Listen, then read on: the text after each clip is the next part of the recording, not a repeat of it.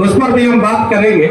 लेकिन यहाँ पर बैठे हुए हमारे सदन के साथी हम सबके सीनियर हैं, उनसे हम लोग सीखते भी हैं, और आदरणीय वीरेंद्र सिंह जी और हमारे उस सदन के राज्यसभा सांसद श्रीमती साधना सिंह जी और श्रीमती दर्शना सिंह जी, और हमें विधानसभा के साथी रहे हमारे बड़े भी हैं, उनसे भी हम लोग बहुत कुछ सीखे हैं। और सकलडीहा के विधायक आदरणीय जो है श्री आदरणीय प्रभु नारायण जी, और सामने बैठे हुए हम लोग के गार्जियन स्वरूप और गुरु स्वरूप चकिया के यशस्वी विधायक आदरणीय कैलाश गुरु जी, और हमारे परम मित्र जो है मुगल सराय के विधायक यशस्वी विधायक रमेश जायसवाल जी, और इस सामने बैठे हुए भाई जो है आदरणीय नारायण सिंह जी, गुड्डू गुप्ता जी, और इस जिले के यशस्वी जिला अध्यक्ष आदरणीय काशी सिंह जी, और यहाँ पर उपस्थित सभी सम्मानित जन, हमारी माताएं बहनें, मैं आप सबको ढेर सारी शुभकामनाएं और बधाई देता हूँ। दोस्तों, आज हमारी जो सरकार है और सभी लोगों को मैं आभार व्यक्त भी करता हूँ कि जिन्होंने आदरणीय नरेंद्र मोदी जी के योजनाओं और कार्यों को उनको सराहा, उनकी आस्था में उनके कार्यों में विश्वास जताया और तीसरी बार उनको प्रधानमंत्री बनाया। उसी की देन है कि आज हमारे जो है बनारस से चलकर देवघर तक जाने वाली ट्रेन, जिसकी हम कल्पना भी नहीं कर सकते, हम लोग कभी सोचते भी नहीं थे, आज यहाँ से बनारस से चलकर देवघर जा रही।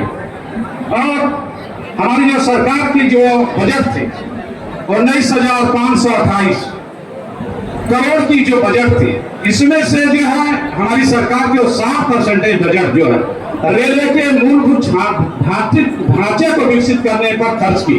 और यही नहीं, 157 जो है रेलवे स्टेशन को जो है अमृत काल के दौरान उसको विकसित करने का भी संकल्प है, और 1377 जो है फ्लाईओवर रेलवे के बनाए गए। यही नहीं, 145 जो है रेलवे स्टेशन को एक प्रोडक्ट और उस रेलवे स्टेशन के नाम से उसको जोड़ा गया।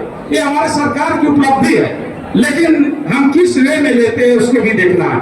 आज हमारे माननीय सांसद जी ने कहा कि गरीब पिछड़ा, गरीब दुखिया ट्रेनों से जाते हैं। आज जिसके गठबंधन से इंडिया गठबंधन से भी है, जब सरकार 65 साल तक थी तो गरीब पिछड़ा कभी भी याद नहीं आया। जब सरकार चली गई तो गरीब पिछड़ा आया। आज वही जो है कांग्रेस की सरकार है, जो आरक्षण के लिए कहती थी कि हम दोयम दर्जे के लोग पैदा कर देंगे, उनके जो है परदादा कहते थे, सभी लोगों ने विरोध करता रहा। आज की डेट में अभी हाल ही में जो है जो इंडिया गठबंधन को लीड कर रहे थे आदरणीय राजीव गांधी जी का भी यही कहना था कि समय आएगा तो हम आरक्षण खत्म कर देंगे। उसी क्रम में जो है पिछले इलेक्शन जीता है, लोगों के बीच भ्रम फैलाया गया कि संविधान खत्म हो जाएगा, आरक्षण खत्म हो जाएगा। लेकिन दोस्तों, जो इतने दिनों तक जो हमारे आरक्षण को खत्म करके रखे थे, उनकी क्या दशा? आज हमारे ऑल इंडिया एग्जाम हुआ करता था, मैं डॉक्टर इस फील्ड से हूँ, 65 साल राज करने के बाद जो है कभी भी ऑल इंडिया में रिजर्वेशन नहीं मिलता था। जब सरकार चली गई तो बैकवर्ड याद आने लगे, पिछड़े दलित याद आने लगे। 65 साल तक अगर आप आरक्षण दिए होते तो जो गरीब दुखिया है वो भी मुख्य धारा में डूब गए होते। आगे बचा है, आज हमारी सरकार सबके लिए सोचती है, किसी एक व्यक्ति के लिए नहीं सोचती है। और उनका मैं इस बात का मैं समर्थन करूंगा कि 11 महोदय को इस बात को समझना चाहिए कि जो भी जनप्रतिनिधि आता है उसका एक प्रोटोकॉल होता है।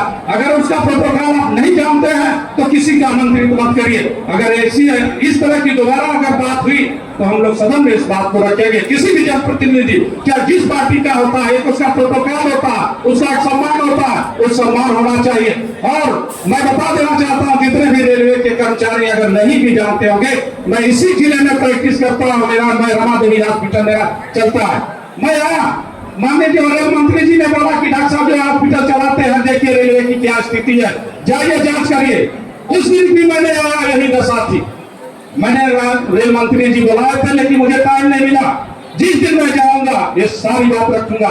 और मैं बताना चाहता हूँ, जो आज माननीय सांसद जी कहें कि जितनी जो है सुविधाएं हैं, जितनी गंदगी है, किसी प्रधानमंत्री के काम में नहीं है।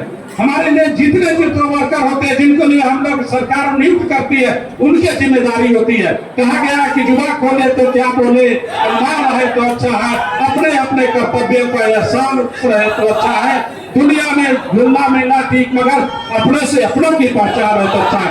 मैं इस हॉस्पिटल में गया, इतने पैसे देने के बाद सरकार इतना पैसा खर्च कर रही है, उसकी दशा इतनी खराब है। आज हमारी सरकार अगर उसको प्राइवेट करती है तो लोग चिल्लाना शुरू करते हैं।